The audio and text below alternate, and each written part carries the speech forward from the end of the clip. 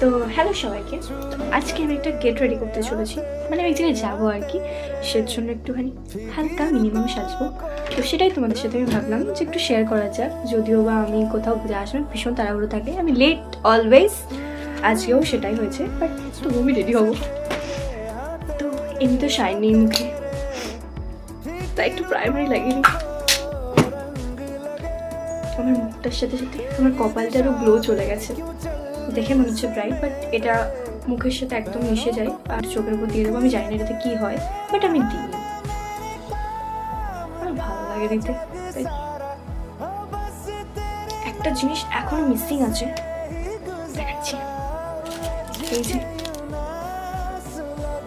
আমি নতুন এই শার্ট এপসেটা নিয়েছি, তো বাইরে ভীষণ ঠান্ডা, আমি জানি এখন হয়তো আমার লাগবে না, এটা সিম্পল একটা